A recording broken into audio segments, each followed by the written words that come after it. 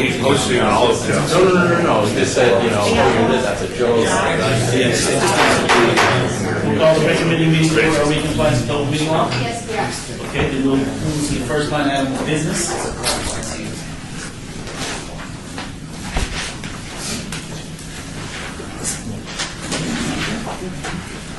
Bill number 2016-50, advanced item of possible action. This ordinance amends the Las Vegas Municipal Code Title 6 to add a new section to provide business licensing regulations for the use of pedicabs and pedal buses.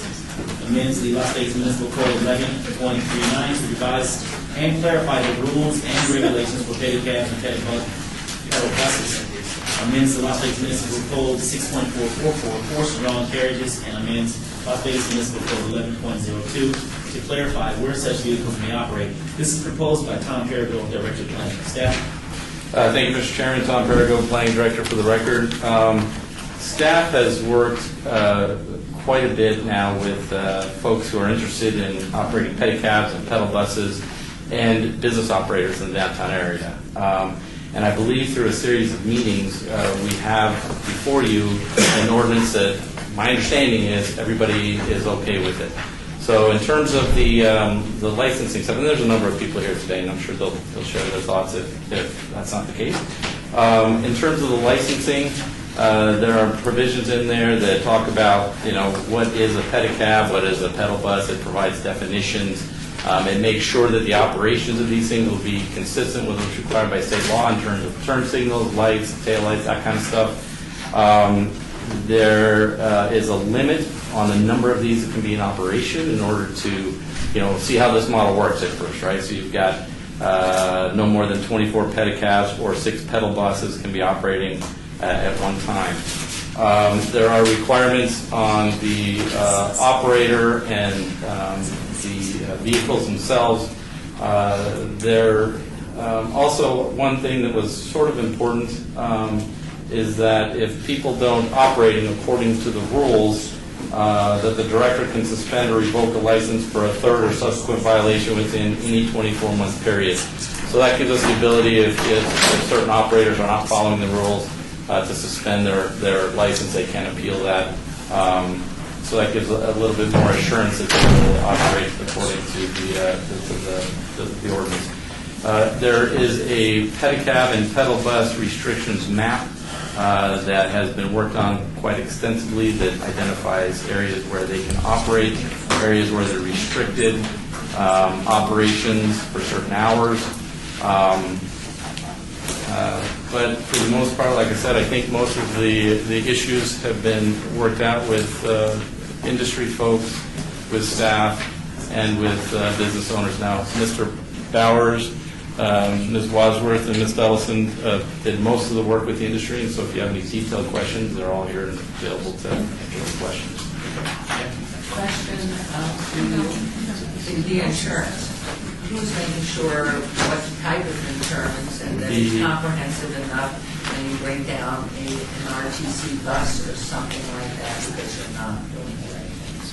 Thank you, Mr. Chairman. To you, that is an excellent question. We did work out liability insurance requirements, $1 million with a $5 million umbrella for a pedal bus, and general liability of $1 million and $2 million umbrella for pedicabs. Anyone from the public? I'm sorry, and Mrs. Moore's here if there's any more questions on the insurance requirements. Okay. If there's anyone from the public wishing to speak on this item, please come forward and state your name for the record. Good morning, Russell Rowe on behalf of Boyd Gaming Corporation. First, I just want to thank staff for working with us on this ordinance. I think it was introduced several months ago, and we've had several meetings, and they've been very helpful. Tom and Jim and Joanna and Minerva and Suzanne, Karen and Mary, and I'm sure who else was involved, but it was honestly a collaborative effort. And I was coming today to say this is all wonderful, we're good, and we are. I just noticed one small item on the pedicab map. We were going to prohibit pedicabs on Main from Charleston to Stewart, but the little piece from Ogden to Stewart wasn't blacked out like it was we had intended. So I just wanted to bring that up as just to make sure that's taken care of. But other than that, Mayor and Mr. Chairman and Councilman Anthony, we're good. Thank you so much for allowing us to participate. Mr. Chairman, we're happy to make that correction before it goes to council. Okay, great. Morning. Ryan Arnold. I represent Fremont Street Experience as well as Derek and Greg Stevens and their properties. And I can't say any more than what Russell said. Staff has been great. And, of course, we appreciate the recommending board willingness to hold this item so many times to allow us to really get this thing worked out. And we're happy. So, again, thank you, and look forward to the next one. Thank you. Russell Davis, representing Bicycle Pub, one of the operators of the pedal buses here. And I'd like to request a change on the pedal bus map on 3rd Street from Colorado South. And I don't believe that's going to be a problem with anyone. Allows us to access Bastille on 3rd, a bar down there. Okay, and Mr. Perry, is that something you can work with them on to, or Mr. Bowers, to make that adjustment before council? Sure, just look at, this is Record. David Bowers, Director of Public Works, and just looking at that, as long as there's no pushback from the business industry, I don't see any problems with allowing that small portion of roadway for access for the petty bus. Is there anyone else wishing to speak on the side, so please come forward and state your name to the record. Again, Russell Davis with Bicycle Pub. One other thing, on section 6.63.100 on the insurance requirements, I'd just like to talk about the excess umbrella policy of $5 million on there and that requirement. Talking to my insurance company, I asked them what other city requires that, and there is not one. They said the best example we could give is one that does, or one that's requesting it to be done, is Las Vegas. So Reno doesn't do it, Sacramento, San Diego, Bend, Oregon, Seattle, Portland, Grand Rapids, Michigan, Milwaukee, Austin. All cities that have these buses do not require a $5 million overage. And an example of what my insurance told me, an example of what that type of coverage would be for a company, would be a company that hauls hazardous waste on the roadways. So I request that that be removed from the requirement for us, because it's not, I don't know, there's not a precedent set anywhere. Pretty aggressive $5 million insurance policy. That's the umbrella policy. The umbrella policy, so it does seem very aggressive for pedicab. Pedal bus. Yes, sir. Mr. Chairman, Vince Zamora, Human Resources Manager. We've had follow-up conversations with our broker, Aon, as well as with staff relative to the conditions under which the bus would be traveling in the areas, and there seems to be a lot of information that says that there's a high concentration of people who may be inebriated or drinking in and around the area in their vehicles, and that would be the reason for the higher limits. It was still, to me, seemed very aggressive. Yeah, we went ahead and looked at the conditions for the pedicabs. And What is the? Let me ask you this question: what is the highest, if you know, and maybe Mr. Russell knows, what is the highest next to this as far as the? It's just a typical 1-2 million. 1 to 2 million. Yeah. I would think so. And the 1 to 2 million we went ahead with on the pedicabs. We originally had a higher limit, but we looked at the safety involved of the individual sitting on a bench seat and somewhat contained, whereas the bus has no type of containment of seat belts or backing. And we're concerned about the individuals being falling off or being exposed to vehicles on the streets. And if I may, to ask you too, on routing for RTC buses, were a petty bus or a petty cab to interfere and there be an accident on the bus causing great injury or death or whatever, I know then the city, at Respondeat Superior, it goes up the line and then the city holds the liability. So I can't judge on, and it's not to question what you've been saying, that it's high. I just want to make sure, because sometimes that it's a possibility with the routing of RTC buses that would cause that accident, and then we, the city, would be on the hook for the balance of all those suits that would come out of it. Yes, ma'am, that's correct. So where did you get the $5 million umbrella? That came from our broker, Aon, with Dr. William Deeb. He made the recommendation of the $1 to $5 million. And if any, I mean, I'm working both sides of the fence, obviously, here, but what was that based on? Where had you seen that umbrella in place elsewhere? I don't know where he'd actually seen it, but what he took into consideration was the individuals within the area of travel, the party area, if you will, the number of individuals who may be drinking in their vehicles and being exposed to the pedal bus. He also considered the most recent event on Las Vegas Boulevard, where we had the individual run into a number of pedestrians, and considering our demographic and in the downtown area, he was concerned for the city's liability. And what's the premium? I don't know what his premium would be. Oh, it's thousands of dollars. It would double what I already paid. So if you didn't have this umbrella, you would still have insurance? Oh, yeah. You would? I would have the typical insurance that is required. I don't see any reason why we should hammer the guy over a $5 million umbrella if nobody else is doing it. I mean, that's nice, Aon recommends that, but so what?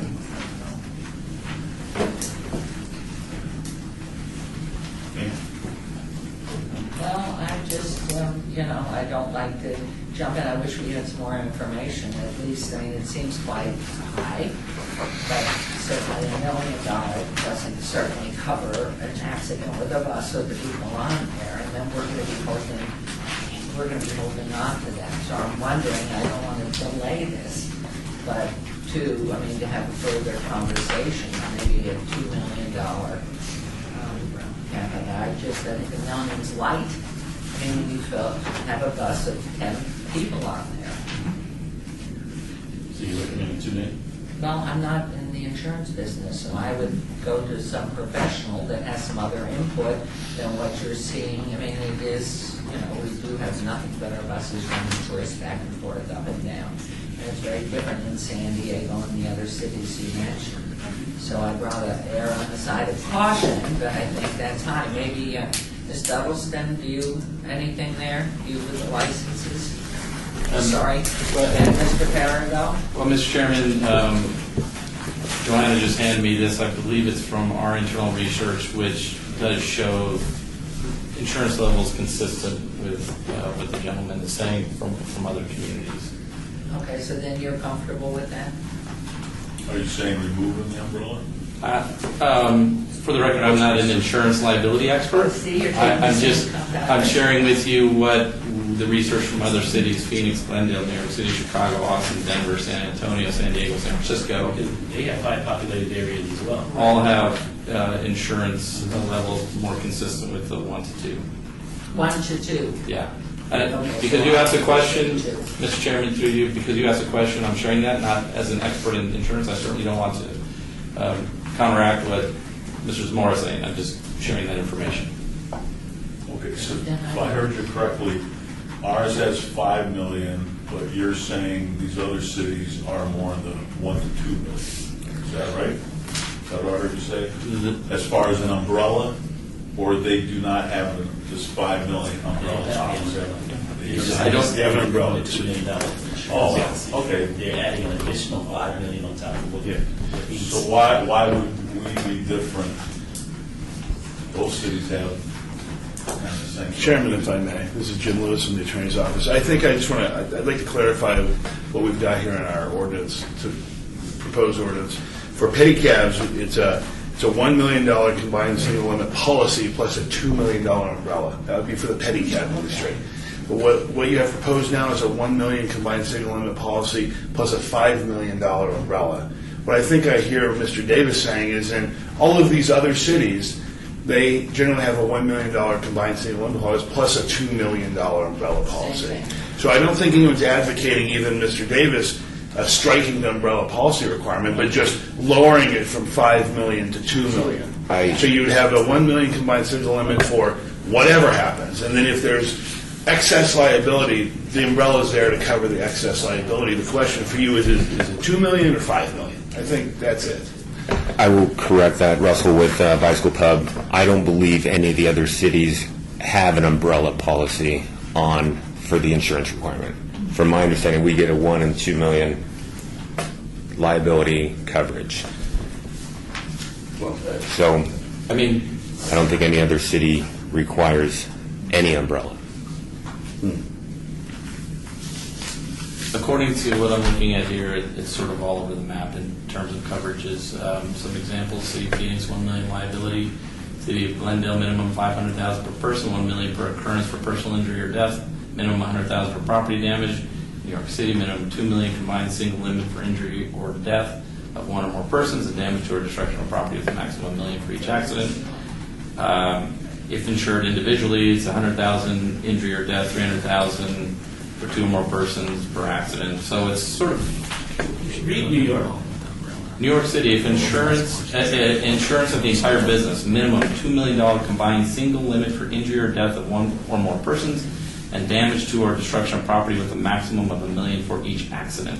If insured each pedicab individually, 100,000 per personal injury or death of any one person resulting from any one accident, 300,000 for personal injury or death of 2 or more persons resulting from any one accident, with 100,000 maximum coverage per person, and 50,000 for property damage. So it depends whether you're insuring the business or the individual cab.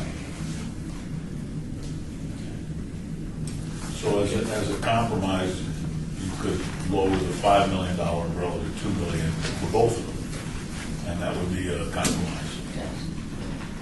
Okay. That would be our recommendation. Okay. Anyone else in the public wishing to speak? Seeing none, public comment is closed. Mayor? Councilman? I'll make a motion to approve this ordinance with a couple of changes that were mentioned in the map, as well as reducing the umbrella, so we have both at $2 million. Okay, got everything you need for that motion? Yes, sir. Okay, thanks. All in favor? Aye. So moved. Thank you all so very much.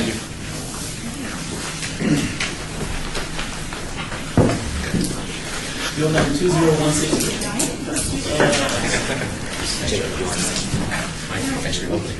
Bill number 2016-50 will be eligible for adoption at the November 2nd City Council meeting. Now we're on to bill number 2016-57. This is an advanced item for possible annexation, 65810. Staff. Mr. Chairman, Tom Perry, Planning Director, for the record. Everything's in order for this bill. However, given the ongoing conversations between the city and county over Northwest interlocal development, annexation, and so on, staff is requesting this item be obeyed until the November 14th recommending committee. And I just want to confirm November 14th would be the next recommending committee. That is right. That would be our. So moved. Okay, all in favor? Aye. Aye. All right. This bill will be heard at the November 14th recommended. Next bill, 2016-58, advanced item for possible action annexation, 65811. Staff? Mr. Chairman, Tom Perry, Planning Director, for the record. Again, this bill is completely in order. However, given the ongoing conversations between the city and county, staff is recommending that this be obeyed until the November 14th recommending committee meeting. So moved. Okay, before that, Mayor, I've been reminded that we didn't open up public comment on the last item. So if there's anyone from the public wishing to speak on the last item, which was 2016-57, please come forward, state your name for the record.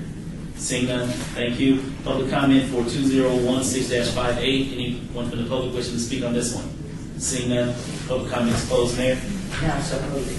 Okay, it's been moved that November 14th, this item will be heard at the recommended. All in favor? Aye. Aye. So moved. And we're next to bill number 2016-63 for possible action adopts and amends and restated development agreement with KAG Property LLC for the Sky Canyon development only located at the southwest corner of Fort Apache Road and Moccasin Road. This is proposed by Tom Perrigo. Mr. Chairman, Tom Perry, Planning Director, for the record.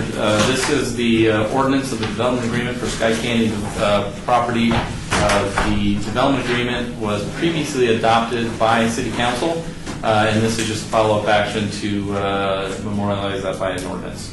Okay, anyone from the public wishing to speak on this item? If so, please come forward and state your name for the record. Seeing none, public comment is closed. Council? All in favor? Aye. Aye, so moved. This item will be heard at the city council meeting on October 19th. We're now down to public comment. Anyone from the public wishing to speak during citizen participation, please come forward and state your name for the record. Seeing none, council? Move to adjourn. All in favor?